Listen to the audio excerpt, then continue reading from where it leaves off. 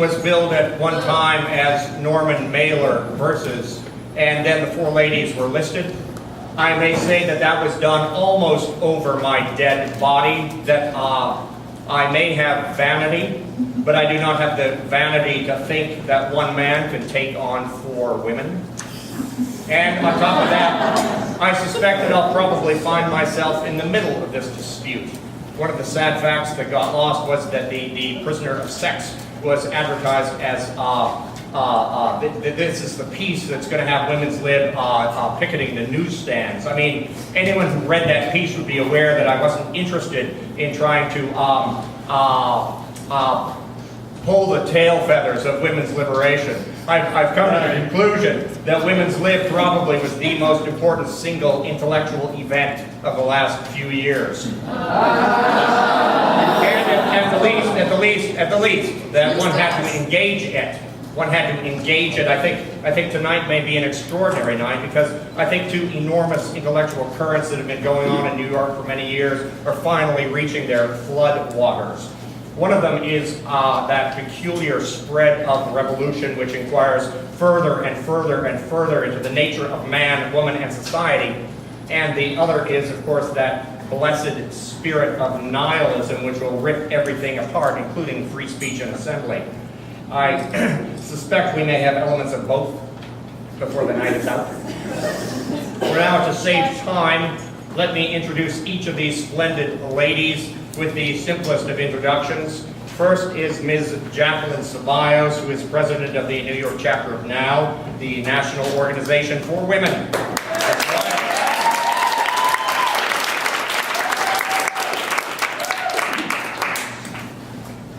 When Shirley asked me to be on the panel at first, I have to tell you frankly that I refused. She asked me to think about it overnight, and then I thought it would be cowardly of me not to come here because, first of all, NOW is supposed to be fighting within the system for change, and Norman Mailer really represents the establishment. Of course, set up a liberal part of the establishment, but still, he does represent the establishment.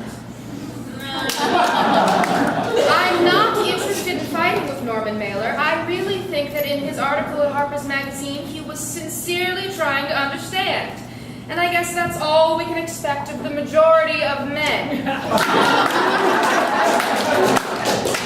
We are too busy doing the work we have to do to try to fight with the men who disagree with us. And most of us believe that sooner or later they'll come along with us anyway because they won't have a choice.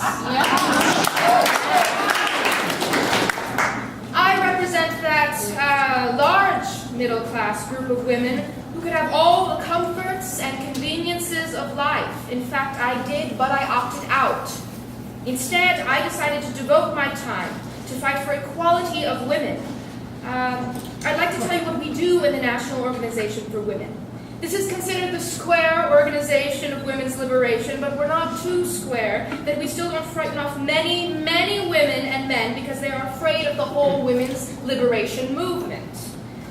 What is important is that the world is changing and that women at last are awakening to the fact that they have a right and a duty to enter in the world and change it and work towards governing the society that governs them.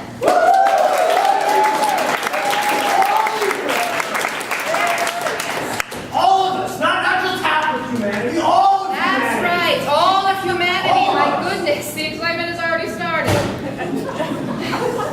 All right, all of humanity, you are absolutely right, but let me speak. Oh, come back. Come back. I think we are fighting for all of humanity, but I'd like to tell you one of the reasons why we don't divert our time fighting for the peace movement or the civil rights movement or changing the environment, because we believe sincerely that the root of everything is women's liberation. There's a woman outside who can't afford to get in. She's on welfare. Let her in! She's being thrown out. Let her in! Why did you pay her $10? Let her come in! Hey, knock it off!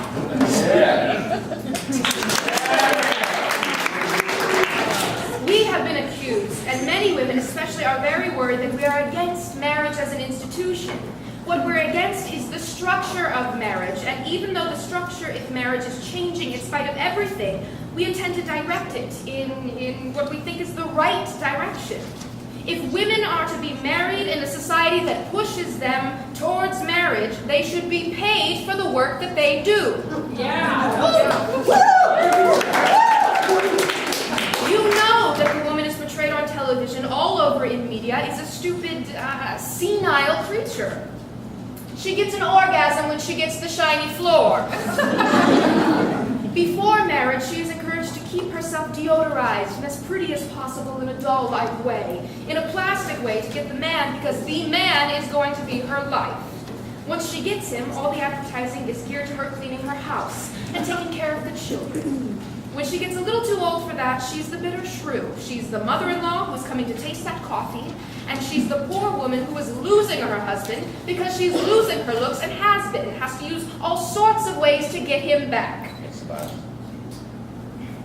He's telling me my 10 minutes are up? All right, thank you.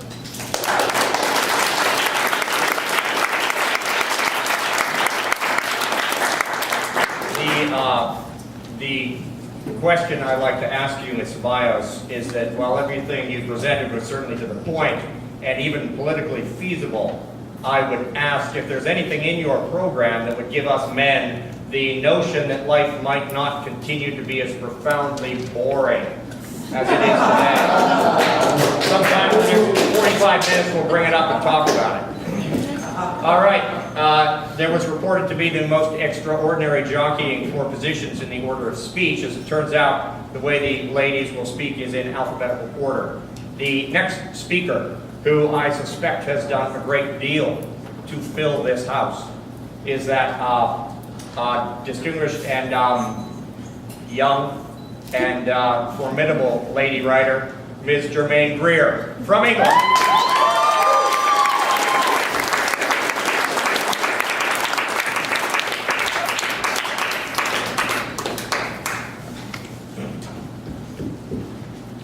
I'm afraid I'm going to talk in a very different way, possibly than you expected.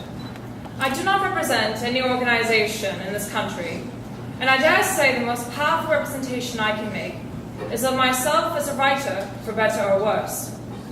I'm also a feminist, and for me the significance of this moment is that I'm having to confront one of the most powerful figures in my own imagination, the being I think most privileged in male elitist society, namely the masculine artist, the pinnacle of the masculine elite. Read as I have been, and educated as I have been, most of my life has been most powerfully influenced by the culture for which he stands, so that I'm caught in a basic conflict between inculcated cultural values and my own deconception of an injustice. Many professional literati ask me in triumphant tones, what happens to Mozart's sister? However they ask me that question, it cannot cause them as much anguish as it has caused me, because I do not know the answer, and I must find the answer. But every attempt I make to find that answer leads me to believe that perhaps what we accept as a creative artist is more a killer than a creator, aiming his ego ahead of lesser talents, drawing the focus of all eyes to his achievements, being read now and by millions and paid in millions. One must ask oneself the question in our society, can any painting be worth the total yearly income of 1,000 families? I turned for some information to Freud, treating Freud's description of the artist as an ad hoc description of the artist's psyche in our society, and not as in any way metaphysical or eternal pronouncement about what art might mean. And what Freud said, of course, has irritated many artists who've had the misfortune to see it. He longs to attain to honor, power, riches, fame, and the love of women, but he lacks the means of achieving these gratifications. As an eccentric little girl who thought it might be worthwhile, after all, to be a poet, coming across these words for the first time was a severe check. The blindness of Freud's assumption that the artist was a man sent me back into myself to consider whether or not the proposition was reversible. Could a female artist be driven by the desire for riches, fame, and the love of men? And all too soon it was very clear to me understanding that a female artist's own achievements will disqualify her for the love of men, then no woman yet has been loved for her poetry. And we love men for their achievements all the time. Why can this be? Can this be a natural order that weighs so much power that frets a little girl's heart to pieces? I had no answers, except I knew the argument was irreversible. And so I turned later to the function of women vis-a-vis art as we know it. And I found that it fell into two parts. We were either low, sloppy creatures or menials, or we were goddesses. Or worst of all, we were meant to be both, which meant that we broke our hearts trying to keep our aprons clean.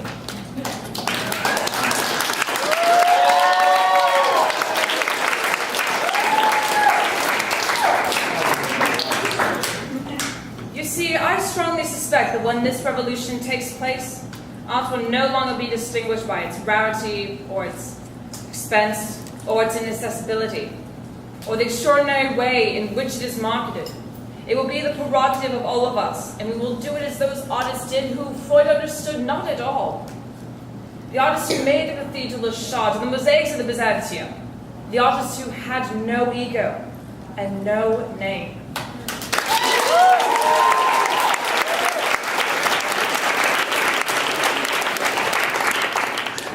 The sentiments were exquisite, but the means you offered, and in fact the means that women's liberation offers to go from here to that point where we artists all belong to a species of a social instrumentality that I call diaper Marxism. If, for instance, the question which I now present to you that I'd like you to think about, and we'll talk about it later, is there anything necessarily so finally debilitating to the human notion that a woman be both a goddess and a slob at separate hours of her existence? And I know you're dying to answer immediately, but you gotta hold it and think about it.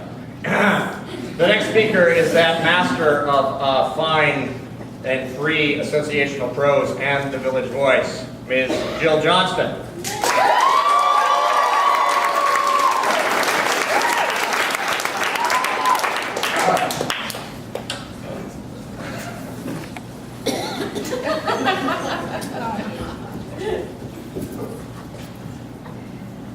I think Jermaine was born in Australia and I was born in England. Were you born in Australia? Yes, I was.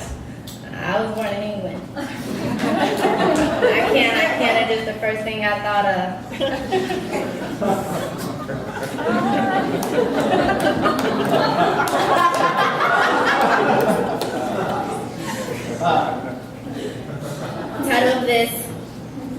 The title of this episode is Do Approach.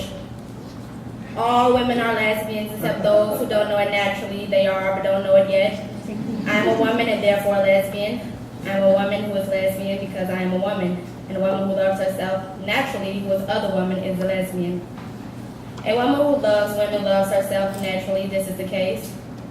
A woman is herself all women, is all natural born lesbians, so we don't mind using a name like any name. It's quite meaningless. It means naturally. I am a woman, and whatever I am, we are.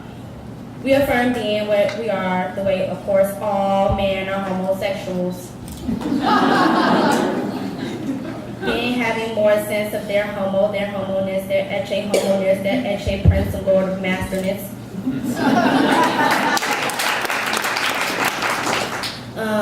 Maybe we should invite her, one of them, to dinner. One of what, dear? Oh, well, she is a bit odd, isn't she? I mean, you know how we feel if a black man was interested in our daughters. Ah! My God, she might make a pass at my wife. What do you say to the naked lady? Please, sorry, thank you.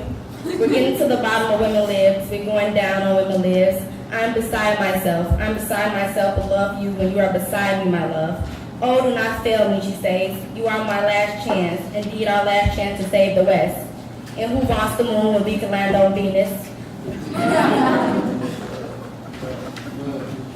Until all women are lesbians, there will be no true political revolution. I suppose I should be leaning on my sword, describing my defeat.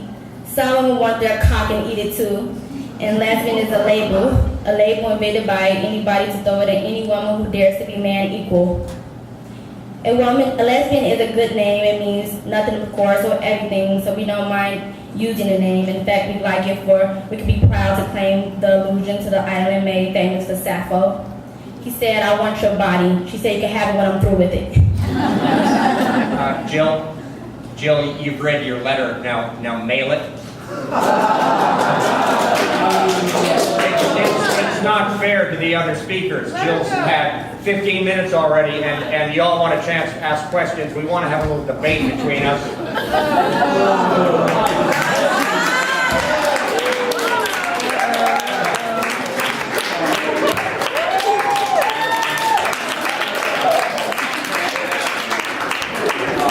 Hey, you know, it's great that you paid $25 to see 3 dirty overalls on the floor when you can see lots of cock and cunt for just $4 just down the street.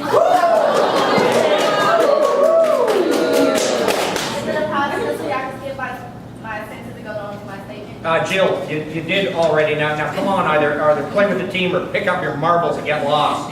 Come on, there's a lot we want to talk about tonight, and I want to talk to you about lesbianism, God damn it. You know, I'm interested in what you said. Now you can play these games, but they're silly. Go ahead, Jill, finish!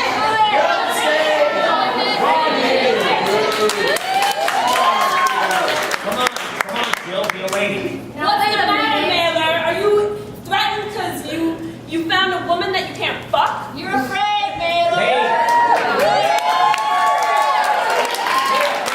I've been threatened all my life. What, you're gonna throw us all out? All right. I'll tell you what we'll do. I'll tell you what we'll do. We'll take a vote. But I'm going to do the counting. If you don't think that I've got enough fairness to do the count properly, then come and take this mic away from me. Those who wish Jill to continue, say aye. It's coming. Those who wish Jill not to continue, say no. Continue! From the bottomless pits of my honesty, I think you lost a squeaker, Jill. The next speaker, who I will introduce from the podium. The next speaker is Ms. Diana Trilling. Get off the stage! Get off the stage! If you want, Jill, you can go over there. Diana's going to talk, you know? Ms. Trilling.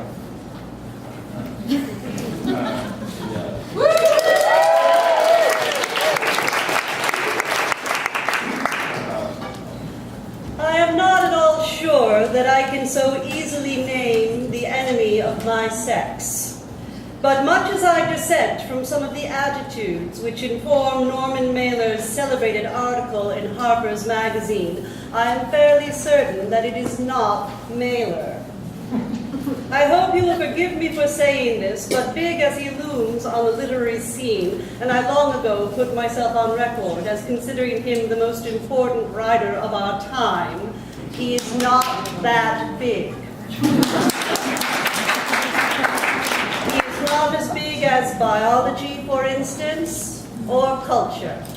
Certainly, he is not as big as the combined forces of biology and culture. I can't afford to come in here! May I The continue? police are not letting me in! May I continue? You're all traitors! Jermaine Greer, you are a traitor! Here.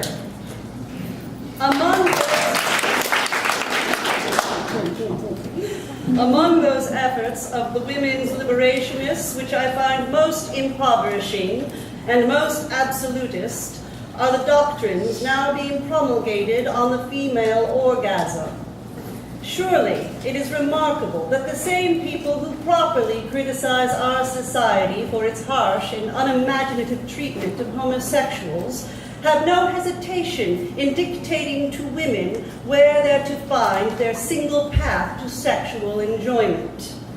I am talking about the campaign now being mounted to persuade women that there is no such thing as a vaginal orgasm. Therefore, they might as well dispense with men, even in bed. Nothing in the sexual culture of recent decades has been more justifiably attacked than the idea of a single definition of what is or is not normal in sexual desire or response. As an added benefit of our deliverance from a tyrannical authority in our choice of sexual partners or in our methods of pursuing sexual pleasure, I could hope we would also be free to have such orgasms as in our individual complexity we happen to be capable of.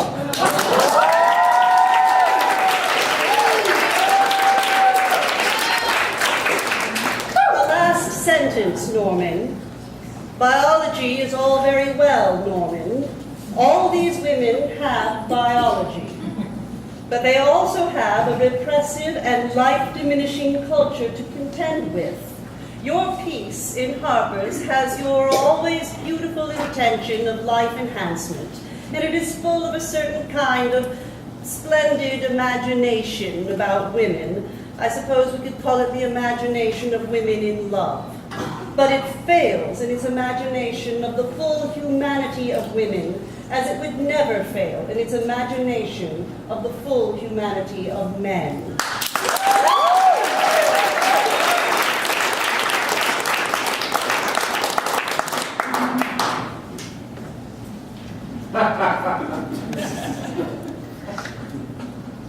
Now, that concludes the first phase of the evening, the formal phase, of you, if you will, or the most formal phase.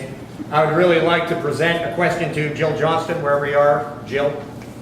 And I will also try to give Ms. Ceballos and Ms. Greer a few more minutes because they were the kindest of the two ladies in keeping to the 10 minutes that I asked for. To wit, they went over less than the others, swapped over less than the others. All right. Now, I was not surprised to find that my dear old friend Diane Trilling had, as usual, misread just about everything I'd said. What I was trying to say in my usual incoherent fashion in The Prisoner of Sex was that biology is not, or physiology, if you will, is not destiny, but it is half of it. And that if you try to ignore that fact, then you get into the most awful totalitarianism of them all because it is a left totalitarianism. There is an element in women's liberation which terrifies me. Yeah! It terrifies me because it's humorless. Because with the exception, let's say, of Germaine Greer's book on the female eunuch, there's been almost no recognition that the life of a man is also difficult, and that the horrors that women go through, some of them absolutely determined by men, even more than I suspect by themselves, because we must face the simple fact that if there's a profound reservoir in cowardice of women which had them welcome this miserable slavish life. But in any case, it's their fault, or whether it's their fault or men's fault, what has to be recognized is there's nothing automatic about female liberty. Every female liberty is going to be achieved the way every liberty is achieved, which is going to be achieved against the grain, against the paradox of the fact that there's much in human life which forbids liberty. So I'm not here to say that every woman must have a child, or every woman must have a vaginal orgasm, or that every woman was conceived in any way that I lay down. Anyone who says that about me just doesn't know how to read my sentences. What I'm trying to say is let's really get hip about this little matter and recognize that the whole question of women's liberation is the deepest question that faces us, and we're going to go right into the very elements of existence and eternity before we're through with it. And I'd like the discussion to go to that level. I'm perfectly willing, if you like, to act like a clown. I will take out my modest little Jewish dick and put it on the podium. You can all spit at it and laugh at it now, and then I'll walk away. You'll find it was just a dildo I left there. I haven't shown you the real one. But if we're going to have a decent discussion, let's have it on the highest level we can. So, would you like to talk first? I have a question, Miss Greer. In your book, The Female Eunuch, you made a very quick dismissal of the biological cell, but after that, 8 times, you referred to something that you described as the Oedipal family, or the Oedipal situation. And as I understood it in the context each time, you meant the family that rejects the child is an Oedipal family. Now, if that is the way you're going to read Freud, you will have to dismiss him as a fool, because he never said things like that.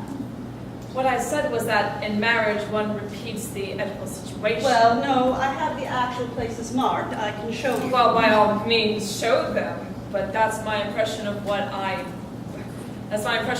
meant. I adopt the same attitude of Freud as you do. I quote him where it suits me, and I don't where it doesn't. I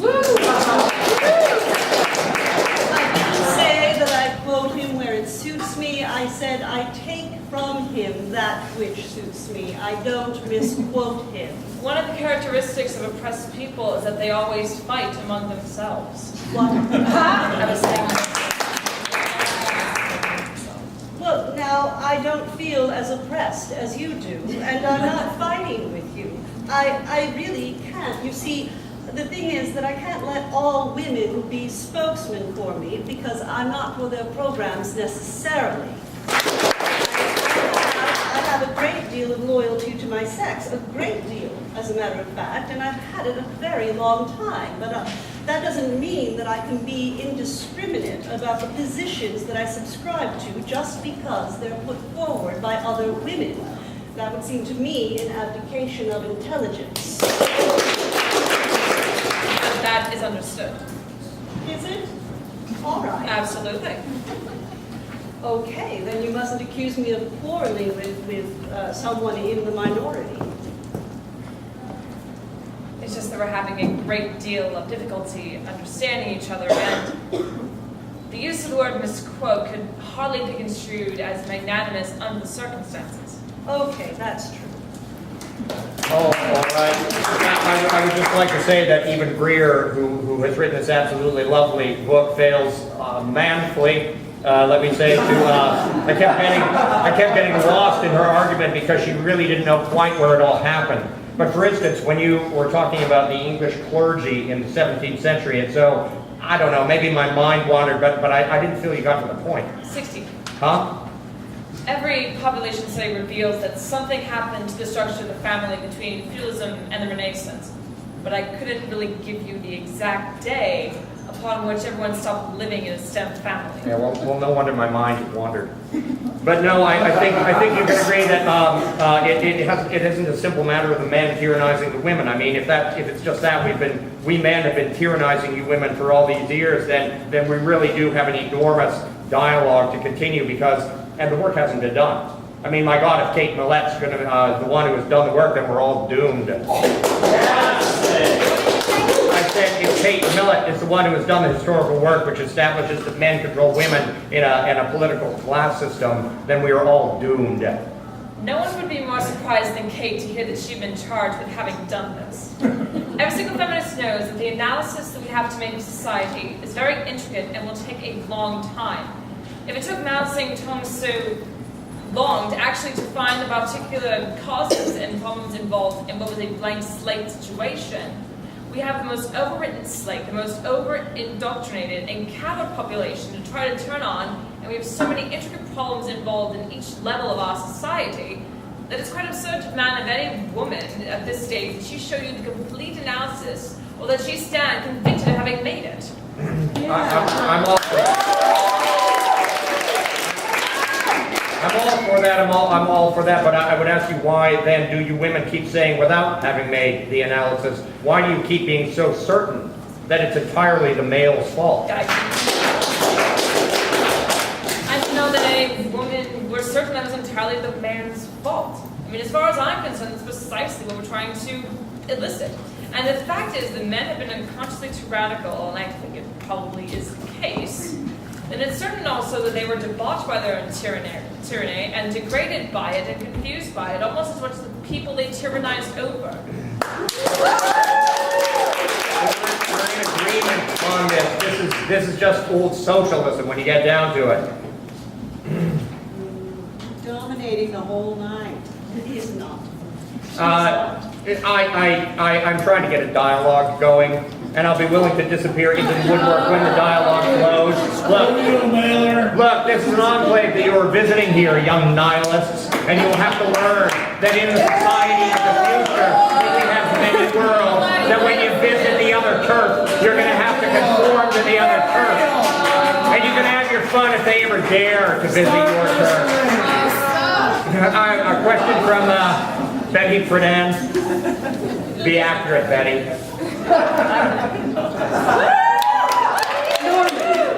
I will define accuracy for myself. I don't need you. I was wondering if it might possibly indicate that the world might be much less boring when instead of the monolithic, changeless, eternal face of Eve, who never transcends her biological self, we finally reach the beginning point of self-definition, which you are reacting to somewhat like your predecessors 100 years ago, who said the dog talks. You know, that a woman should be here talking at all is something that you are finding a little hard to take. But we talk in different tones. We don't all agree. We have the right to defend our own differences and quarrel over our own accuracies and find our own ideologies, and even you might find that less boring in the end.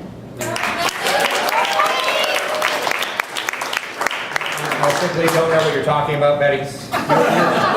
When you're making speeches, you are appealing to the lowest element in this audience. That guy.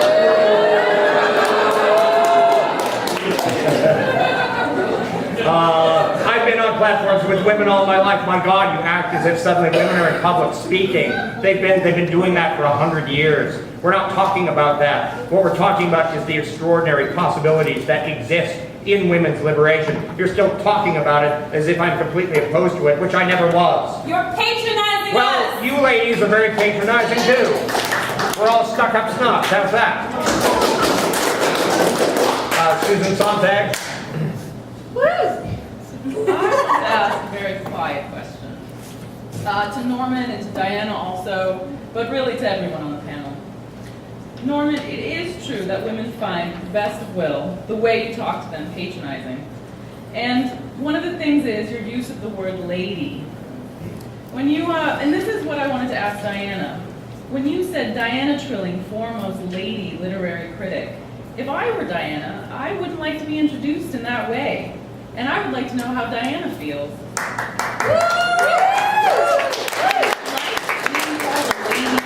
Norman. It seems like gallantry to you, but it doesn't feel right to us. It's a little better to be called a woman writer. I don't know why, but you know, words count. We're all writers. Well, how about a woman doctor or a woman lawyer? Gentleman writer. Yeah, I mean, if you were introducing James Baldwin, you wouldn't say our foremost Negro writer. A man writer. And we certainly wouldn't say a man writer. And so that's a lot of it. A gentleman writer. Susan. No, I really ask you this, and not in an argumentative way. Susan, I promise I will never use the word lady again. Susan, you put the question to me, too. I don't like it, and I recognize the point you're making very well. But sometimes I think it's like saying a lady runner or a lady high jumper or something of that kind. Within the culture, it has that peculiarity, doesn't it? And so I permit it on that basis, but I don't really like it. Well, I think you ought to object to it. At least you didn't say a housewife who writes. Well, I would like to answer Susan, if I may. I could have called Diana a woman critic or a female critic. I could have called her a critic. I could have called her a critic. But what I wish to say is that she was the best in kind. May I answer the question? The fact of the matter is that literary criticism has not been an activity that women have engaged in for nearly as long as men. And there are good reasons. There are good reasons why there are very few good lady critics around. But anyway, as you all should have known if you'd had the wit. I was doing it precisely to put Diana on. You are all singularly without wit. Question from Cynthia Ozick. This question, which I have been fantasizing it for many, many years, since advertisements for myself, Only I always thought it would take place at the Y. Now it's here, and this is the truth. This is a fantasy. This is my moment to live out a fantasy. Mr. Mailer, in advertisements for myself, you said a good novelist can do without everything but the remnant of his balls. For years and years, I have been wondering, Mr. Mailer, when you dip your balls in ink, what color ink is it?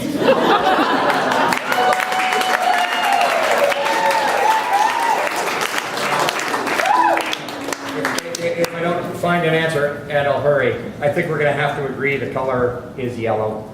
I will cede the round to you. I don't pretend I've never written an idiotic or stupid sentence in my life, and that's one of them. Yes, could you state your name? My name, Ruth Vandal. I have an insecurity to add to the insecurities here. I'm asking as a woman who does not feel right now that she must emerge with a man or a woman or anybody, but just to find myself. I don't find that I'm tied down to my body so that it limits the definitions of me. I'm asking, maybe Mr. Mailer can answer me, is he that tied down so much to his body that he can't define himself outside of it? I'm going to try to answer your question. I'm going to answer it in my own terms, if you don't mind, and then we'll try to turn it around a little. Perhaps I'll answer you. Perhaps I won't. When a man and a woman have a bitter, furious, violent quarrel, there comes a point, if a man is stronger, as he usually is, not always, but usually, when he's either going to hit that woman or not. You're asking for a dialogue. Here it is. This is my half of the dialogue. You can counter. I'll teach you when you teach me. Fuck you. I'm going to teach you too. I mean, fuck you, you know? I'm not going to sit here and listen to you harrot and harangue me and say, yes, let me just aim the point. When a woman is sworn that he will not strike the woman, and the woman knows that and uses it and uses it and uses it, she comes to a point where she's literally killing that man. Because the amount of violence she's aroused in him, it's flooding his system and slowly killing him. So she's engaged to that point in an act of violence and murder, even though no blows are exchanged. Now, all I'm getting at is this is a simple existential difficulty of the moment. If you women are not willing to recognize that life is profoundly complex, and that women, as well as men, bugger the living juices out of it, then we have nothing to talk about again. Question from Anatole Broyard. Anatole Broyard will give the final question. Thank you, Norman. Now I'd like to ask a question of Germaine Greer, as having a peculiar aptitude for this question. To describe, perhaps in the form of a one-act play, what it would be like to be a woman and have the initiation and consummation of a sexual contact, so that now we can get down to the particulars of the evening. What it would be like after liberation. Why do you ask this question? Because I don't find it in the literature. Why do you expect to find it anywhere in the literature? Norman describes a state of affairs that exists. You ask me to describe a state of affairs that doesn't exist. It's a perfectly unreasonable demand. What makes you suppose liberation has happened? I tried to make the question non-polemical. Well, all right, perhaps I didn't succeed. But really, I really don't know what women are asking for. Now, suppose I wanted to give it to them. Listen, you may as well relax. Whatever it is they're asking for, honey, it's not for you. Thank you all for an incredible evening. I'd also like to thank the 4 women, 3 here, 1 elsewhere, who contributed 9/10 to the discussion.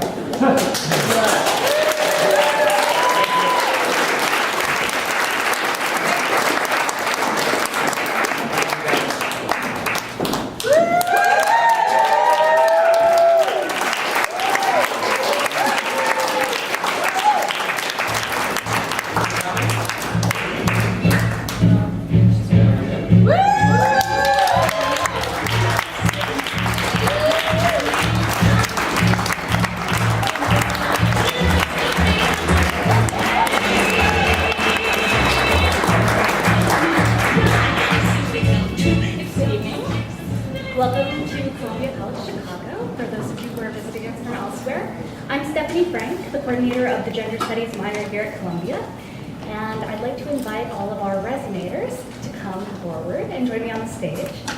Our resonators are people we've invited to reflect a bit on the perspectives of each of the people that we've just seen represented in the students' recreation.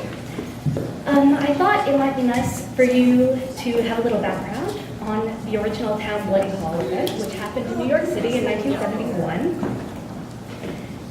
Kate Millett wrote her book Sexual Politics in 1970. It focused on patriarchy and sex, and in it she wrote a chapter about Norman Mailer's novel American Dream, in which she was highly critical. In response, Mailer wrote an article for Harper's that you heard discussed called The Prisoner of Sex, in which he said that women were low, sloppy creatures who ought to be kept in cages. As you can imagine, this occasioned a response. The panel that you saw was suggested as part of the Theater of Ideas series, which was famous for staging antagonism in the 70s in New York. And despite feminist misgivings, the panel was eventually organized and it was filmed. But the release of the film was delayed because Germaine Greer and Norman Mailer became embroiled in a lawsuit. But 9 years later, it was in fact released, and you can actually see the original footage on YouTube, and we have a link to it on the event website. So now I'd like to introduce to you each of the people who you're going to be hearing briefly from, and then we'll have time for audience questions. All the way on my right, your left, is Claire McKinney, who's representing Jacqueline Ceballos, who is played this evening by Columbia student Abigail Phelps.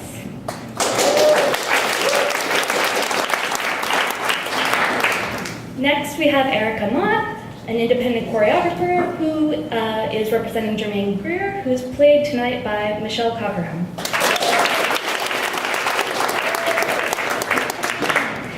Then we have Columbia's own Don DeGrazia in the creative writing department here, who will be reflecting on Norman Mailer, who was played by Brian Shaw.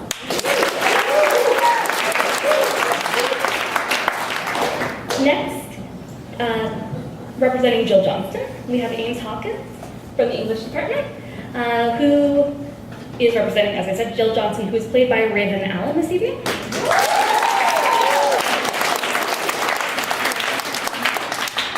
And finally, Jessica Chalmers, who organized this whole event, and who is representing Diana Trilling, played this evening with great regality by Stephanie Shaw.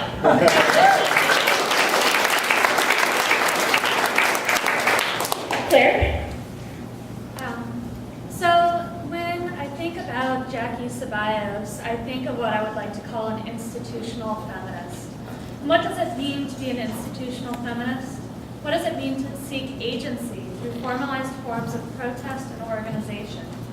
Jackie Ceballos embodies the meaning many unnamed second-wave women found in creating the space for their own political agency in the 1960s and 70s through organizations like the National Organization for Women. Ceballos' story is not so different than countless other women, married, 4 children, divorced, and attempting to recreate a life for oneself separate from one's husband. Why did such women, alienated from the home, turn to professional organization to find liberation? Why did they organize around the issues of gender and sexuality when the time was so ripe for political activism in other forms? It's difficult to imagine the place of a young divorced woman in the 1960s. The civil rights movement proved to be hostile to women's advancement. The anti-war movement proved equally patriarchal. Of course, one could question why one would turn to organizations at all. Ceballos saw at least 2 things that urgently called for organization. First, to be a woman was to experience one's oppression in private. Whatever the privilege afforded to someone because of class or race, one remained unpaid and sexually unfulfilled in private. But the causes weren't private, they were public. It required a declaration that women didn't orgasm from cleaning the floors, and that economic pay for what women were expected to do for free was a right. Public demonstration was the only way to show that women demanded a place at the table and deserved their place as social beings. Second, there is meaning in becoming a political agent. NOW was not just the square organization for white middle-class women. It was a grassroots movement of women who, for the first time for most, found their voice to claim, I am a legitimate political subject. Now's statement of purpose, adopted in October of 1966, expressed exactly this sentiment. To quote, "We men and women, who hereby constitute ourselves as a national organization for women, believe that the time has come for a new movement towards true equality for all women in America. The purpose of NOW is to take action to bring women into full participation in the mainstream of American society now, exercising all the privileges and responsibilities thereof in truly equal partnership with men. The time has come to confront with concrete action the conditions that now prevent women from enjoying the equality of opportunity and freedom of choice, which is their right as individual Americans and as human beings." Ceballos' first NOW meeting was in Betty Friedan's apartment. From the private space of the apartment to the public protests of the Statue of Liberty and the righteous words of the town bloody hall, these protests of NOW were strategically organized to have a large impact on media to make society take notice of the systemic deprivation experienced by women as women. Ceballos and women like her proclaimed that they mattered politically. NOW was not in the 60s and 70s as big as its organized presence made it seem to be. In 73, they only had 8,000 members nationwide. But it demonstrated the importance of organizing oneself and speaking with others to shape the political world one wanted to see. It was in their articulation of a claim to politics that they reshaped politics. Ceballos was not the highlight of the town bloody hall, but she never sought to be. She was an organization feminist, an institution feminist. But in her very organizational spirit, she proclaimed the relevance of women to the public sphere as active participants, claiming a future for themselves, liberated from the oppression of the past.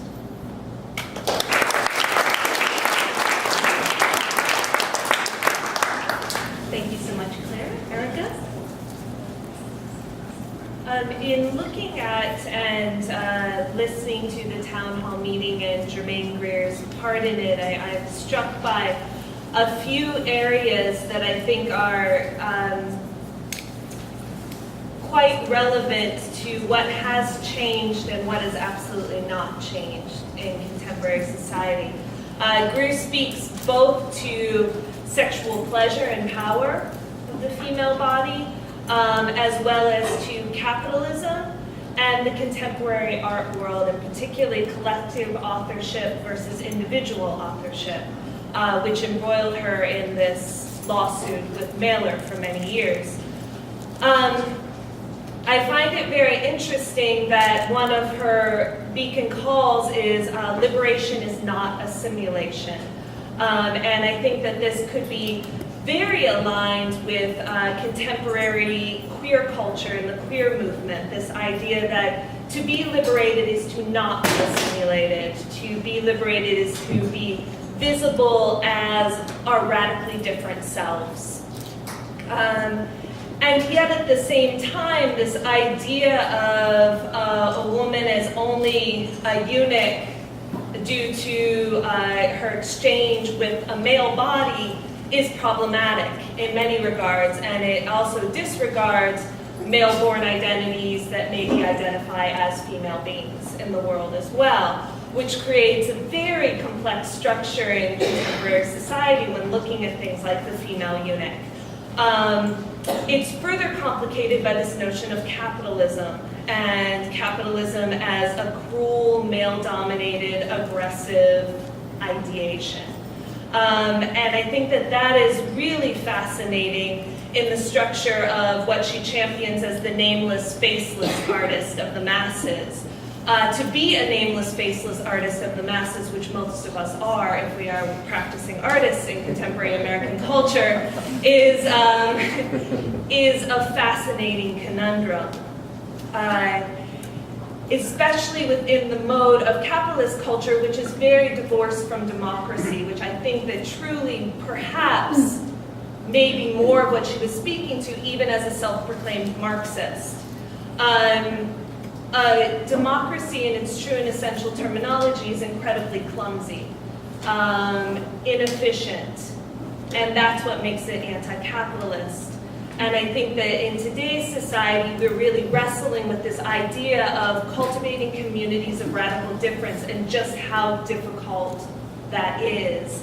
The town hall meeting is a really refreshing example of how difficult, clumsy, and inefficient the democracy is, and yet, at the same time, we have a predominantly white audience, we have predominantly white speakers, and we have predominantly people who are born of in the same gendered body in which they identify as. All structures that are inherently anti-democratic, if we're talking about democracy in action. So that really struck me and was an interesting concept in what I was viewing. I also think about this idea of the reintroduction of the female to sexual pleasure and power as being a concept coming out of the 60s and the 70s, which of course in a capitalist structure must then be re-swallowed into mainstream culture.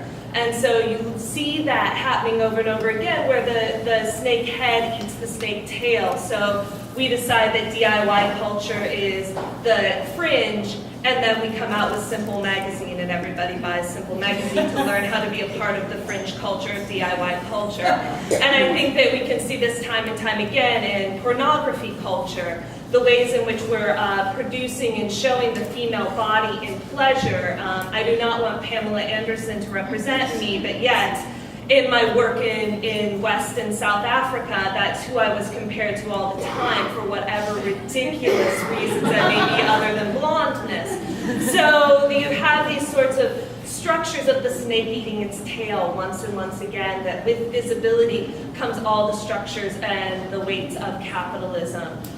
This is seen too with the past decade, there being a spike once again in cosmetic surgery for women, as the demands for the female body, a spike of nearly 10% in cosmetic surgery sales to women. And here you have the female body wishing to be what the generally male-dominated idea of a little boy with really, really perky breasts looks like, and no waist, no hips, all of these structures.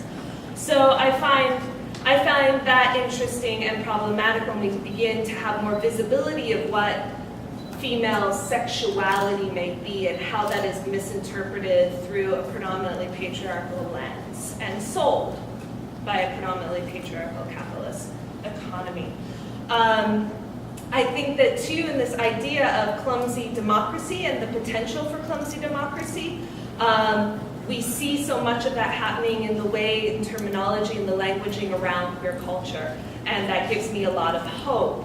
At the same time, I think there is a point in the town hall meeting where Germaine Greer is asked what her alliance is with gay culture at the time, and she says, I think that we're very aligned, and I think we see in contemporary society the feminist movement a bit engulfed in the queer movement, and in a way where is the visibility of feminist movement now? And Germaine Greer calls this sort of a settling, a gender equity hiding in an a gender inequity hiding in an enhanced economy. So in a way, where is the feminist voice within these movements, even if they are aligned with one another? Is there an individuality there? And I'm not seeing that currently. In fact, I'm seeing a lot of contemporary fear around the terminology of feminism. I'm seeing a lot of hatred of old terminology of feminism, and I'm hearing a lot of post-feminist dialogue that I can't comprehend. It seems to me like as ridiculous as post-racism dialogue, particularly when we still do not have equal pay and equal strategies. And yet at the same time, I will be the first person to admit, I feel like there's not actually enough discernible writers about what post-feminist theory might mean and how to disseminate that and have a greater discussion. The last thing that I would speak to is I was really moved by the audience member Ruth Mendel, who spoke to the idea of how do I individuate myself beyond my bodily structures, and I feel like that was a perfect bridge into this idea of queer theory and this idea of actual gender liberation, liberation without assimilation. And yet at the same time, the question was not only not answered, but it was turned into a strange domestic violence metaphor couched in a response of defense that felt like a great door that was opened just slightly and then slammed completely shut. And I thought in the mode of queer and trans movements, I feel like Greer speaks to and then speaks against at the same time, and in fact later on in life has had some very problematic conversations around queer and trans femininity, which I think make her an outdated figure in contemporary conversation.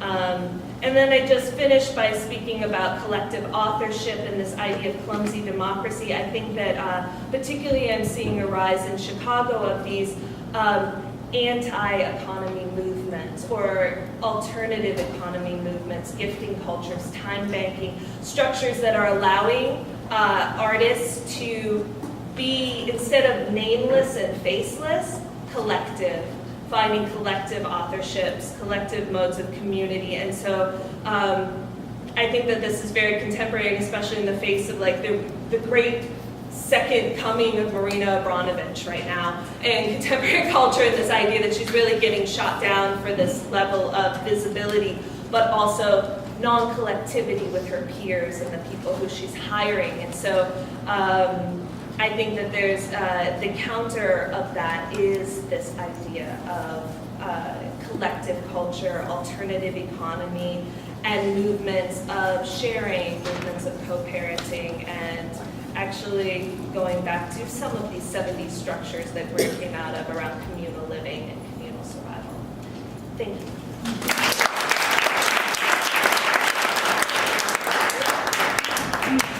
Thank you, Erica.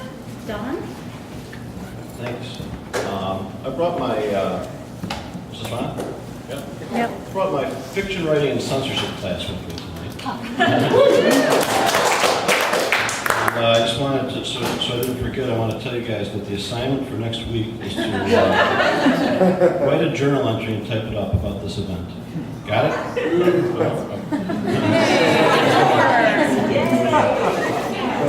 They were good actors tonight.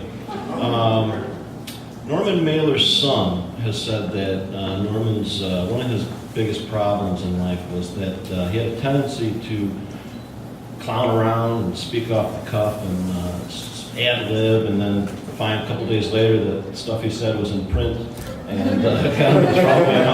And I unfortunately have the same tendency, so I'm going to refer to a script for this particular event. Anyway. I think it's important context, though, to remember that writers actually used to be a really big deal, celebrities. When Hemingway was at his peak, he was probably like at a Miley Cyrus level of pop star. There was a Life magazine that came out, and there was a paper doll of Ernest Hemingway in it with different outfits that you could cut out, put on like Safari Ernie and Bullfighter Ernie, and probably not Belligerent Drunk Ernie. Yeah. Suicidal Ernie. Suicidal Ernie. Yeah, that was a little before that. But in 1971, when this thing actually took place, Norman Mailer was approaching that level of importance in the popular culture, as was evidenced by the fact that when Harper's asked him to write that essay about women's lib, they devoted the entire issue to that essay. It was a book-length essay, the entire, and then they went against his wishes and said, "Oh, this is going to be so controversial. The feminists are going to be picketing the newsstands," in the hopes that they would sell a lot of magazines, and they did. But it was a very long essay. And I don't know if one of Mailer's nemesis, the equally provocative Gore Vidal, called "Prisoner of Sex," 3 days of menstrual flow. In response, Mailer found Vidal backstage at the Dick Cavett show and headbutted him. Another time, Mailer supposedly punched Vidal, and from the ground, Vidal looked up and said, "Words fail Mailer yet again."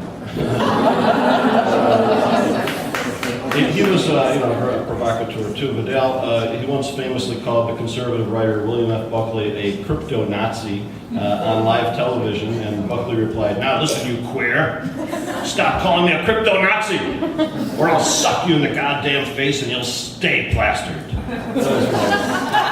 My Buckley impersonation, but you should look it up on YouTube because he had, I don't know what accent, he's from America, but it was like he was sort of like the villainous Nazi in the movie where they had British accents or something. I don't know, he just had a very strange accent on it. The writing world was a circus back then, and Mailer definitely contributed to that with his clowning. But his son was correct in saying that many of his words were misinterpreted and taken out of context. In The Prisoner of Sex, Mailer addresses the whole women should be kept in cages thing, saying his intention was to make a joke in reaction to a growing piety towards women. It didn't go over well. The machines were moving in to replace such humor, he wrote.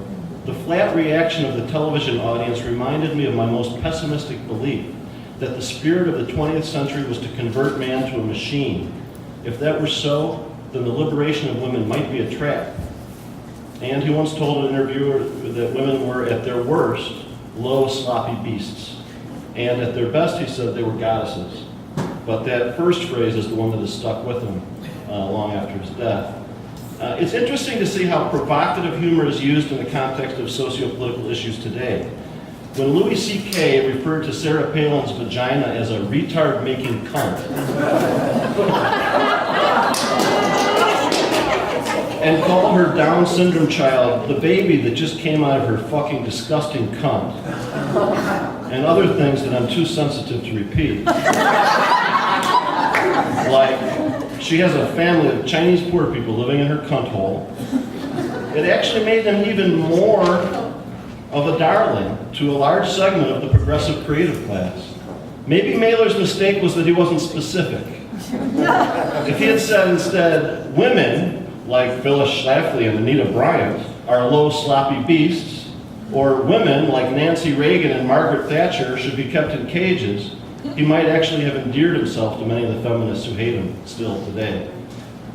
Like Mailer, The Prisoner of Sex tried to be too many things, and was frequently self-indulgent and scattered. It includes, for instance, lengthy excerpts of an interview of Mailer where he argues vehemently, I hope you have an ironic laughter sign for this right now, where he argues vehemently against male masturbation. But when he stays on point and defends the mission of the fiction writer and describes the many functions of the novel, it's a reminder of why someone of Diane Trilling's caliber would stand up at that panel and declare him the most important writer of the day. The initial inspiration for The Prisoner of Sex was to rebut the feminist critic Kate Millett's reductive summation of Mailer's wildly complex and experimental novel, An American Dream, as, quote, an exercise in how to kill your wife and be happy ever after. But it's his takedowns of Millett and her deliberate misinterpretations of Henry Miller and D.H. Lawrence that are truly revelatory. Stretched with every adrenaline of overkill, he wrote, Millett's mind is next to rigid with fear that women might have some secret but fundamental accommodation to Henry Miller's lust that brings them into such absurd positions. She is therefore always missing the point of her case. She was always pushed into that enforced domain of equality. She is one of those minds, totalitarian to the core, which go over to hysterics, abuse, and liquidation at the end of the road whenever they are forced to build their mind on anything more than a single premise. He goes on to express the fear that this mindset might result in a narrowing of the possibilities of his chosen art form. Everywhere, he says, were signs that men were guilty and women must win. What then has happened to our promise of a varied terrain of mountains and jungles, of explorations into the work of novelists known for their preoccupation with the needs of men? Back then, the question was compelling. Today, it is heartbreaking. Not only for men, The visions of women artists, too, are cheapened and stunted by political correctness. I've always had mixed feelings about Norman Mailer, which is inevitable because he was a deliberately mixed bag.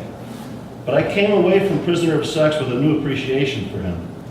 Mailer wanted to be liked, but it wasn't his highest value. He took chances in ways that most male writers today never would, and that benefited all of us because, love him or hate him, if Norman Mailer had played it safe, we would not be sitting here tonight having this very interesting conversation. Thank you.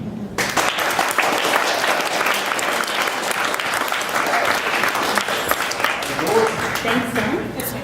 Thanks. So first, usually I hear myself so loudly. Anyway, well, first I want to thank everyone for inviting me to do this because I had never heard of this town bloody hall thing. How many people knew about this before you got here? A couple. Not very many, right?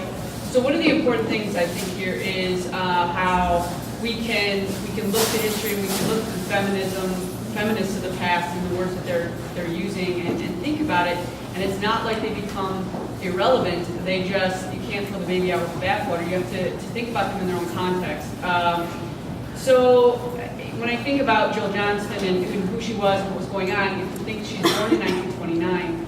So she's about 40 years old, 41 when this is going on. And when you think about what she's experienced up to this point and how much has happened in American history to get to 1971, right? It was late 60s sort of thing. That's really an important thing. And most importantly for me, it has to do with the form that she's writing in. So as you can see in the little bio there, she wrote for the Village Voice. This is her big thing, starting in 1959. She's about 30 years old, and she does dance review.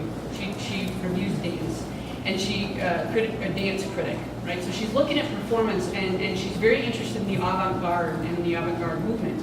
And what happens is, over time, she develops this way of writing. Did you notice, like, it was performative. It's not an argument the way that the other people were making arguments. It's a performance argument. It's using language in a particular way. Some people call it a poem, some people call it a poetic manifesto. That's not exactly right? It's this play, it's resistance via language, okay? It's this idea where meaning slides on the surface, just like lesbianism itself, right? Desire is on the surface, it's not in the shaft. It's slippery and subtle, sensual, sexual, and unable to be grabbed or held, unable to be penetrated. You cannot penetrate it, and that pisses Mailer off. Makes him really mad. He starts to call her a child instead of seeing that she's fucking with him. Okay, she's totally fucking with him. And that is an interesting tactic, that to me, if you go to her website, so she died in 2010, and there's a website where it lists, who she is and stuff, and she says about her writing style, as more time passed and my subject expanded to include the feminist politics and activism of the later 60s and early 70s, this extreme style of writing, by then a signature, became a problem. So people aren't getting it, right? They're not getting it. But now if I listen to this stuff, and then if I think about the context in which this was happening, so she writes this famous poem, right, The Lesbian Nation, something like that. I can't remember the article. She says things like, lesbianism is an upside down cake. And then doesn't explain it. So you have to understand that she's doing this thing that's really, really interesting, that really connects now to stuff we call hybrid form, lyric essay, queer form, all that kind of deal. And I just wanted to read a passage that kind of explains this a little bit from one of her contemporaries, who I also think should be excavated and talked about more, and that's Mary Daly. Beyond God the Father, I'm not going to go into it too much, but this idea where you could hear in her language that she was playing. And so Mary Daly, who also died in 2010, says this about language, or this way of writing.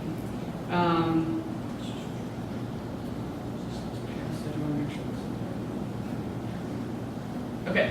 Wicked Websters declare that women and words have served the father's sentences long enough. We ride the rhythms of racing rage, freeing words. Like birds uncaged, these soundings rush and soar, seeking sister vibrations. Wicked women, when heard, sound the signal that tidal time has come. Women moving beyond God the Father find that the mysticism of words is twined with the mysticism of creation. Wording is one fundamental way of bewitching, sparking women to the insights and actions that change our lives. Wording is expression of shape-shifting powers, weaving meanings and rhythms, unleashing original forces sources, arranging words to convey their archaic meaning. Webster releases them from the cells of conventional senses. Releasing words to race together, Websters become muses. We do not use words, we muse words. Meta-patterning women and words have magical powers, opening doorways of memories, transforming spaces and times. Rhymes, alliteration, alteration of senses, all aid in the breaking of fatherland's fences. Thus, liberation is the work of wicked grammar, which is a basic instrument of our witch's hammer.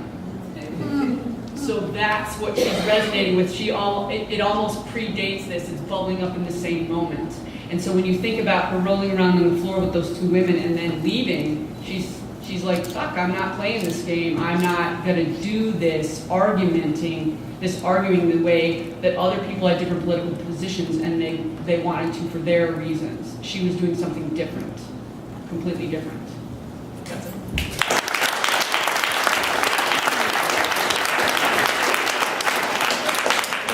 Thank you, Ames. I just want to mention that we are going to read Beyond God the Father, Mary Dalia's book that Ames was just reading from in my gender and religion class. Columbia students, so please sign up, take it this spring. It's going to be great.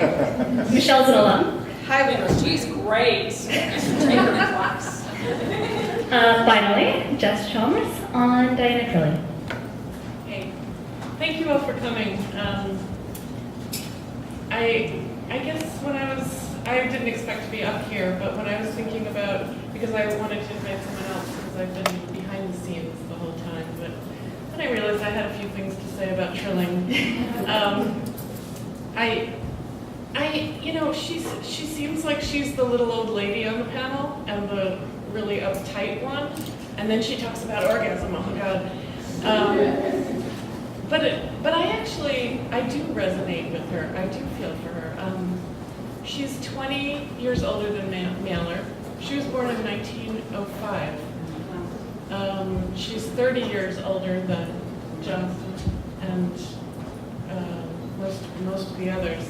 And she was part of this group in New York, the New York intellectuals, which included Paul Goodman, Hannah Arendt, Marshall Berman, who just died, Clement Greenberg, Leslie Fieldler, Susan Sontag, Delmore Schwartz. I mean, she was part of a different tradition than the people on the panel. And the way that you can notice that in what she says is she keeps talking about, as does Mailer, she keeps talking about totalitarianism, and she keeps talking about authoritarianism.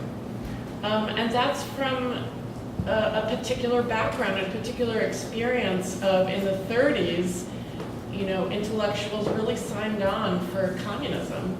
And then in the 50s, after Stalin, they really, really decamped. And she's from a very strong anti-communist background. And so she's on the lookout for totalitarianism wherever she can find it, and she finds it in the women's liberation movement. And and so does Mailer, and she what she doesn't want to be told is how to be liberated, like how every woman should be liberated. There are a few things she doesn't want.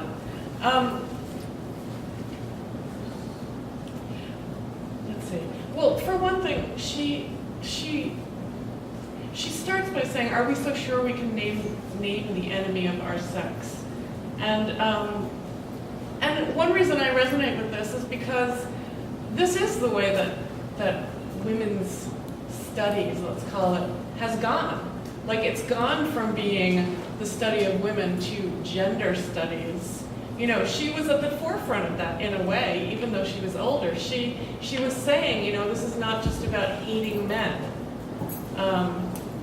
In a way, Gregory Corso, who left, saying, you know, this is for all of humanity. You know, in a way, she was on his side, that she wanted the liberation for everyone, not just for women. She had a special thing against Greer, though.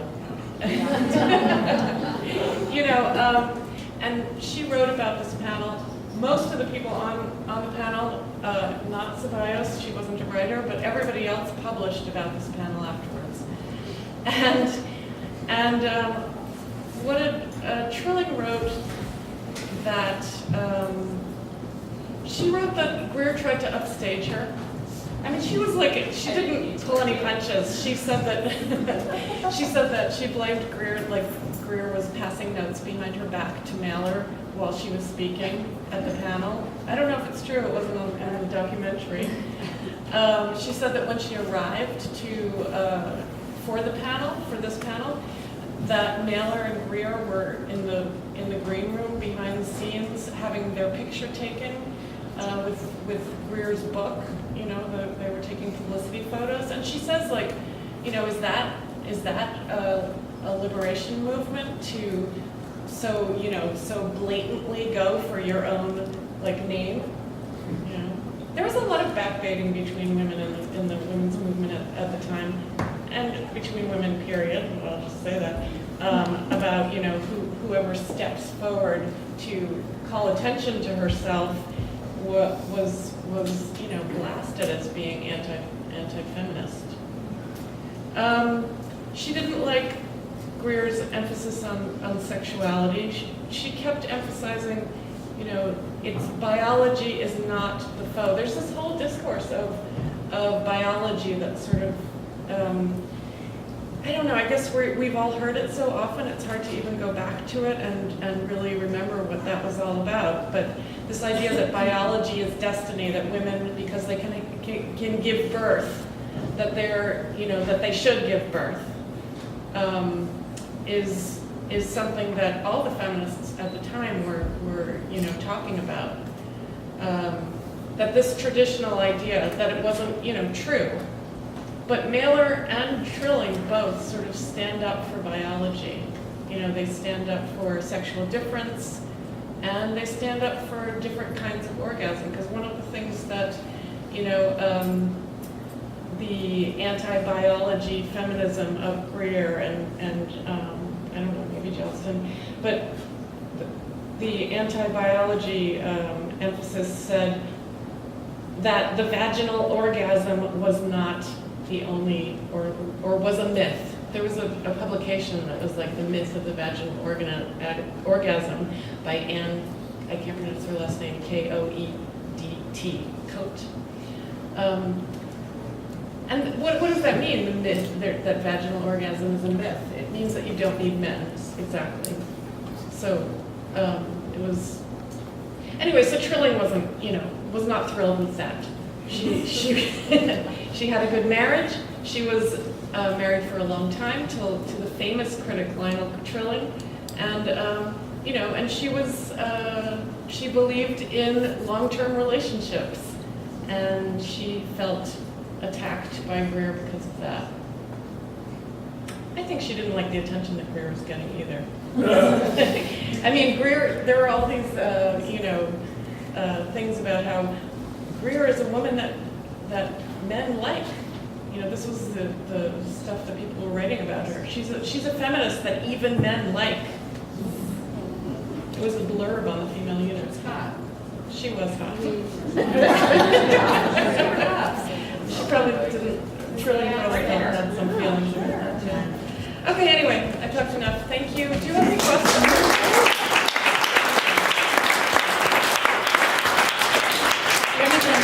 All of our panelists again and invite questions at this microphone here in the middle of the room for any of the student actors or any of our non-student actors and any of the panelists. Go for it. I just loved watching the Jill Johnson thing because I felt like it's a prankster stuff and it was such a great, wonderful thing to see in the context of that seriousness because it was terribly serious and we needed to be, but at the same time it alienates a lot of people if it gets too, in your face. And so it was just such a gem to see that character and yeah, it was really fun. Thank you. Other questions or comments? But if you have questions, can you go to the microphone just so it can be included on the video? Yes, sir. What would you like to ask?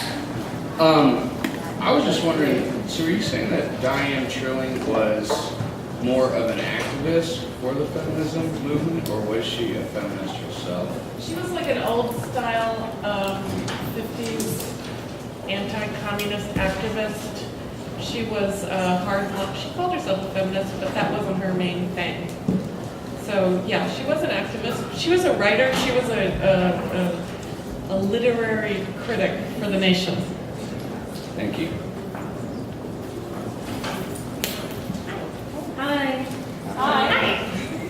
I really enjoy your guys' show. I'm Lacey. Okay. My question is, what do you guys think it's going to take to break down the walls that have been built up in society that say we no longer live in a male-dominated society, or we no longer live in a white-dominated society? Or comments. Wow. Jeez. A lot. So like what will break down, like what walls break down what like people saying that it's not a male-dominated society? Yeah, just how to break down those walls that say, no, we don't live in that society, we don't need feminism, we don't need, I think it's unfortunately at this rate we still need feminism because equality between man and woman has not fully happened yet. And I think it just comes to the point of you have to admit what's there. I mean, if you look at our Senate or even our Congress, you can see that there's clearly a division between how many men are there and how many women, and to show that there's still such a small majority of women being represented even in our own government. I mean, think about it this way. Half of society, if you go male and female, half society still is not represented fully. They're still not considered important enough. And I think at this rate, you just have to see it and understand that it's there. Because the feminist movement isn't fighting just for the hell of it. They're fighting for a reason. Every woman has a reason for something. Yeah. Does that answer it all? Not really. Great. I think how would you get through to those people? Well, I mean, it's a loaded question. There's something really interesting that happens in Jacqueline Ceballos' speech where she says, we have too many important things to do to fight with men, right? And so I think part of that is an answer to your question, which is, to reduce activism to trying to convince the most conservative vote or the people who are going to deny that gender inequity or racism are things. The work to be done is too important to spend all your time trying to convince people who refuse to see the facts in front of them.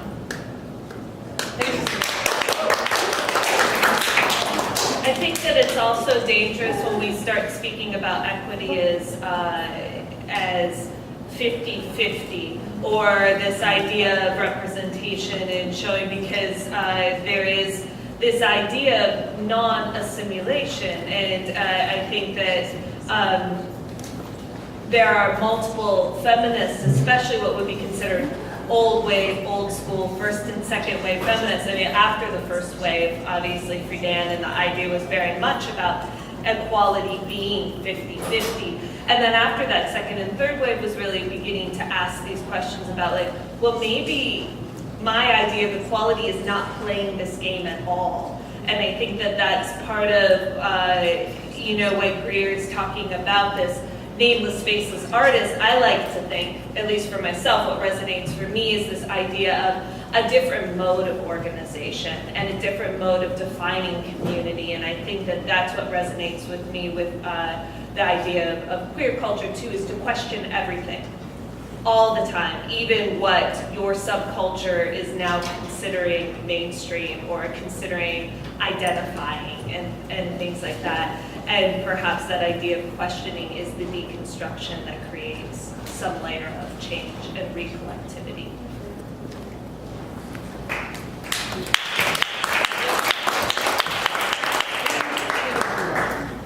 Any questions? So my name is Bill, and I have a question that I never heard anybody really articulate this before, but the paradox between capitalism, which is clearly in struggle, at least, if not serious trouble, and democracy. We in the United States have claimed that, you know, as soon as everybody becomes democratic, then we'll have capitalism everywhere and everything will be cool. But the way you articulated it tonight, it's clear that these are enemies of each other. That the whole concept of capitalism being about efficiency, which it is, and management is about efficiency, and the messiness of democracy, which is really the way that the collective becomes heard. As you say, it's not about majority, it's really about what is the collective willing to agree to. And I think that less and less we have agreement today. And somehow somebody needs to probe, I think, this dichotomy or this paradox or this struggle between these two things that we've always thought were the same. Anybody? You keep saying it. You know, how is this portraying that, and how can we continue to pursue it? That's really an awesome observation, actually. And the thing that off the top, I don't think anybody can answer that right here in this moment. But a couple things. First of all, it's really, really good to do things like these reenactments, these historical reenactments. And what I kept thinking about when we were doing it is that it typifies and is an example of what Terry Tempest Williams, are you familiar with who that? Yeah, she talks about this thing called the open space of democracy. And if you Google that, you'll get this speech about it, right? And what she says is in the open space, there's dissent. And there's this point for dissent. And I mean, I think that maybe that's some of the brilliance of the United States of America, right? To take these two things that are seemingly opposition, or seemingly whatever, and get them to equate for us, to make it seem like they're the same. Well, it's an amazing rhetorical project. Yeah, we've created the voice for the dissent. The Senate is the perfect example of the voice for the dissent. But now we're living with the tyranny of dissent, of the less represented, the tyranny of the minority. And instead of finding a way to meet with the minority and hear their concerns. I mean, what we're seeing here is a perfect example of Mailer is not really in dialogue with these women. You know, they each have their own point of view, and he's not hearing any of them. He's trying to make his own case for, yeah, I'm with you, but he's not giving them any assurance that he's heard anything that they've said. I think one of the problems is, I won't say capitalism, but I'll say materialism as a sort of a hypnosis that keeps people occupied with shiny new things and not giving a shit about the power of democracy, and leaving a state not of free market capitalism but of plutocracy, of a tyranny of the minority, as you call it. So I think that's how I would articulate it. And I wouldn't exactly call what is going on right now in our Congress an act of dissent, because there was initially given a green card of power to start out with. So when I'm talking about this idea of like a space of dissent, I'm speaking more to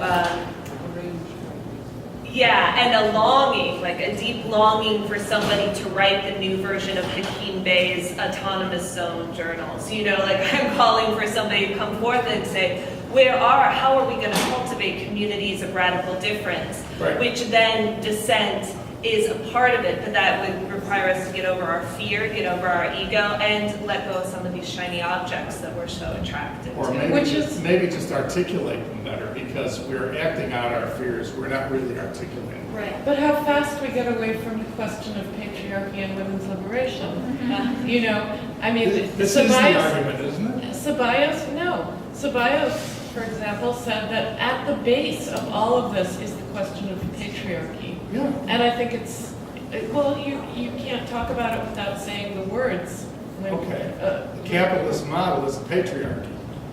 The capitalist model is power. If men are in charge, the game is about power. So, you Well, know. when I was talking about how It's not. You know, it's easy to equate men with patriarchy, but, you know, and isn't it a sign of our times that this is a woman speaking to a man?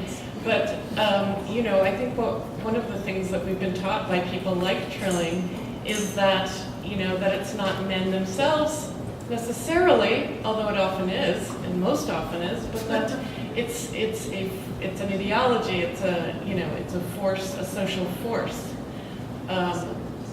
Patriarchy is a social force. Yes. Not a, okay. Absolutely. We should move on to the next question.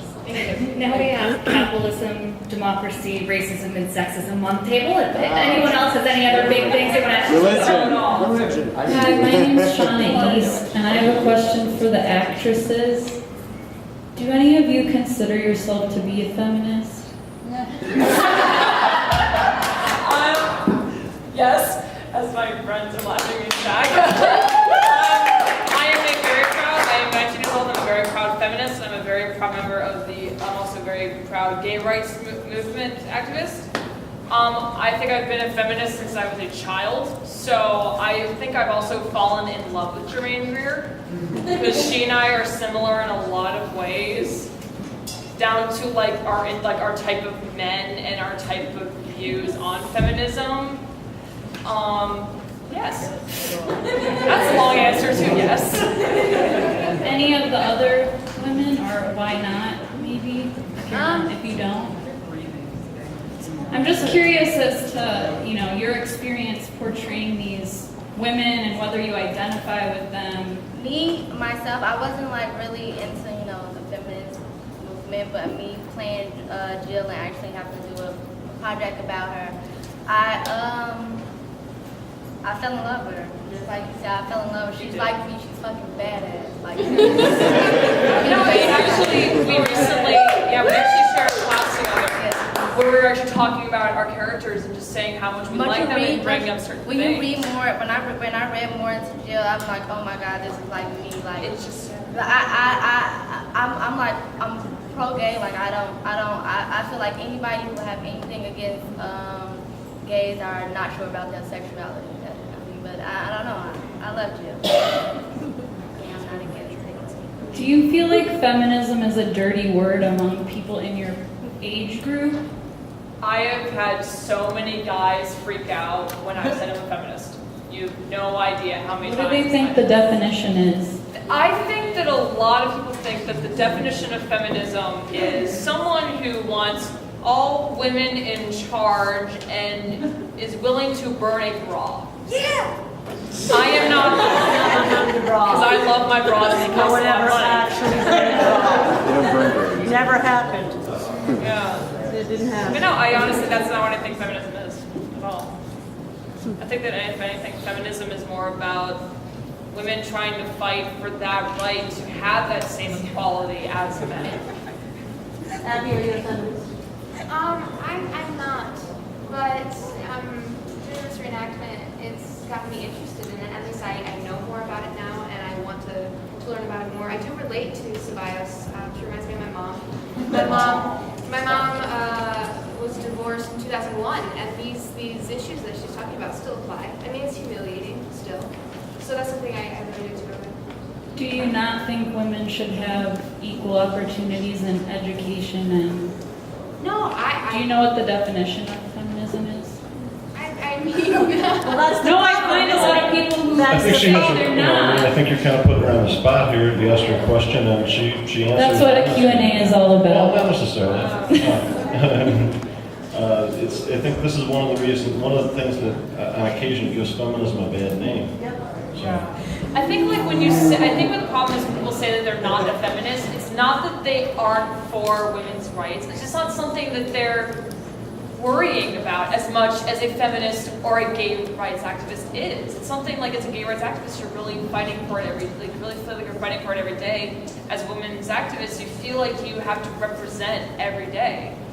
And it's not to say that Abby doesn't like think that women are less than men. It's not to say that. It's just that's not what she's worrying about. I think we're in a I'm profound just curious moment as of to why linguistic people- dysphoria. I don't think anybody knows what a feminist is. I think that we're post-identity theater, and I don't think any of us really know who we are as people in general. And so there's a lot of linguistic dysphoria that happens right now in cultural speak in general, and I think that feminism has fallen prey to that personally. I agree. Which is, this shouldn't be a question of how you define yourself.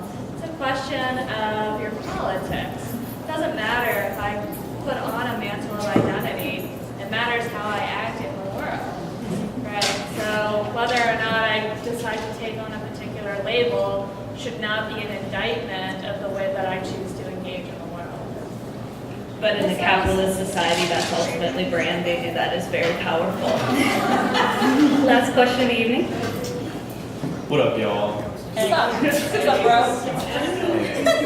It'd be really cool to debate all this. I was really curious about your feelings, and this is going to be a really general question.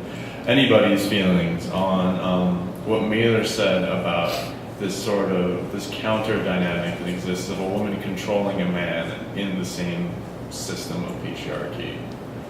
When he was bringing up that thing about how a woman will manipulate a man through anger or etc. like that, and it's not necessarily that statement specifically, but that idea. What about it? Oh, I don't know, just general feelings. I mean, validity. If it really pisses you off, you gotta think about it. Whatever. Yeah, I think that's an old argument that's been trotted out a million times, and I think he did it on purpose in that setting just to really, really, really try to get people's goat and piss them off. But as to whether or not you're talking about whether is there a piece of legitimacy in it or whatnot, the way that he talked about it, no. But if you just think about one of the things about what feminism has done is I believe it has created a crisis in masculinity in the last decade. It makes it really, women sort of, I mean, whether or not there's barriers and all that stuff, of course there are, and other things that we're sus. That's not the point. It's more that by creating this idea, like I was raised to be and do whatever I wanted, and for some reason, the way that my brother was raised, he was sort of left behind in this, one-size-fits-all masculinity thing. And so what's interesting to me about this is that there is this constant struggle that does come down to more like masculinity, femininity, what's your role in life, how are you gonna make your money, how are you gonna satisfy yourself, your dreams, your desires, blah, blah, blah. And I mean, even one of the things we talk about in terms of like, what's your range of clothing you get to choose from. So women have a far wider range of clothing that they get to wear in a way. And men are limited. They're sort of limited culturally. And is it because they don't want to wear the wide range of clothing, or is it just because I know that sounds sort of silly, but it's all about form and all about access to a range of self-expression. And that's kind of where I see that piece coming from. I just wanted to also say that, just in a totally different vein, that Mailer, at that point when he's talking about that, he stabbed his wife in a drunken rage in the 60s. I know now. 50s. So, he's being defensive, and he's basically, defending himself against the idea that women are totally innocent when they actually can be nags and bitches, which they can, of course. I think a lot of what you said was just very, very important, very germane, and what's that? What? Oh, germane. Without a script, this is what I'm like. But just in answer to that, all I'll say is if a woman in today's society says that she has been emotionally abused by a man, it's taken very seriously. If a man says that he was emotionally abused by a woman, that's kind of, something to laugh at. And I don't think it's funny. So that's my response. Yeah. I hear it all and I get it, and I think that he was really speaking from a real place, like that argument. And I was telling Jessica, I met one of his ex-wives. I think it was his second wife. Long ago, she was an actress in Cape Cod at the time, and I found her as, she was from a type. She was certainly a type. She was very much in her very feminine, soft role and victimized. She was there, I think, during the fight with what's his name? No, they had a movie with him and Rip Torn. Do you know about that? So she was there and screaming, and whatever, but having met her, she's like, well, I'm a Pisces, I'm very sensitive, and like she's doing this thing. And I just thought, it's interesting, because, not to diss any person, I know sensitivity very well, and that should be honored, and not treated as something lesser than. But at the same time, I think that certain men pick certain types of women, and then they model, they think all women are like this. And he chose this kind of woman, and she was in this. He had 6 wives. He had 6 wives, and he chose certain types of women, and it just and the women. The fact is that there are women who are growing up like children, like they are raised to be little girls, and they continue on with that, and so it's making up. It's so complicated. It's so incredibly complicated. Mailer had issues. There's no doubt about it. Major issues, which he was, he said, he joked, which no one laughed at, which was typical of his jokes, once that he wanted to come back, if he could be reincarnated, he wanted to come back as a big black athlete, because he was just so tired of being a little Jewish guy. And he just basically started to air his own sort of insecurities, and she was just saying, man, he got in a lot of fights. He was in, and he was always trying to prove how tough he was, and so big drinker, which I can, I think that's okay, but he was so into boxing that it bordered on, being like a Jack Sniffer type of situation, and he just had major issues. There's no denying that. Yeah, and I just want to say one thing. There was this great, amazing book called Self-Made Man, if anyone's ever read it, about a woman who posed as a man for an entire year. And she nearly lost her mind at the end, because a lot of it was quite sad, very sad at the end, because she said, no matter what, I'd never want to come back as a man, never, because she felt like men were put into these positions of having to stay in this very masculine place. And I'm watching a few episodes of Mad Men right now, and guilty. But seeing that stuff is really shocking, because it is like these boxes, and they got exaggerated at certain times in history. Then they lapse, then they get more exaggerated again. It's always this reaction, and then coming back to these old roles. And I think that it's men and women. It's complicated, and if we don't empathize with each other, we're not going to get anywhere. So I think it is about a game of empathy for each other and then hearing each other. It's all about communication. So I feel this was fabulous. Thank you.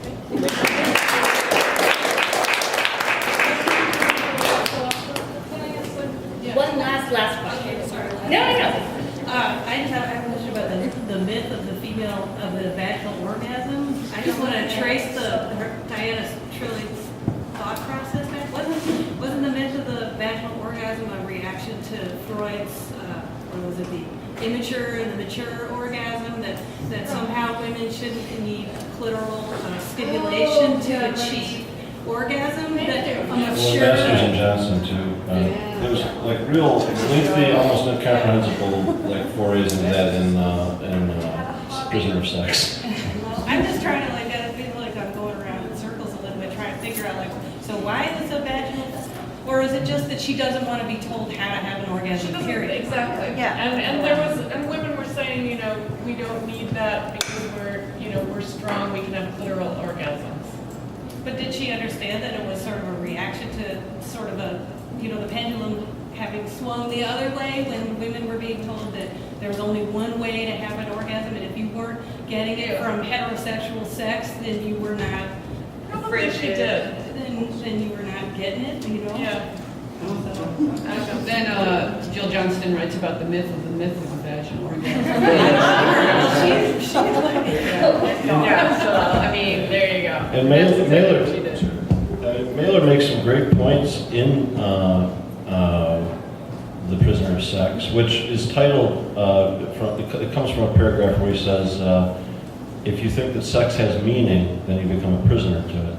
And he makes some great points about in criticizing the whole discussion about not needing a man, this and that, vaginal orgasms, clitoral orgasms, and says that it's far too technical and that orgasm has a lot more to do with as one of the reviewers from the Village Voice, which Mailer co-founded, said afterward, orgasm starts in the head, But then on the panel, and a part that wasn't depicted here, he starts ranting and raving about the fact that he can do 90%. Basically that a woman needs a penis, and this sort of. So he contradicted himself. Well, there's a baby in there, in that bathwater, in there somewhere. Norman Mailer, I'm sorry, he's just such a big. It doesn't mean he doesn't have some good and truthful things to say, but boy, yes. But just to speak in Weir's defense too, I mean, in the female eunuch, I think that she's really focusing on the idea of reclaiming sectional and libidinal power as a form of releasing that chain or that servitude to a man. And I don't see her directly saying that penetration is a myth, as far as pleasure and penetration being a myth, but just that there is a myth that is the singular form of, of sex, and that, of course, that's not going to be the direct route of pleasure for the majority of women. Thank you.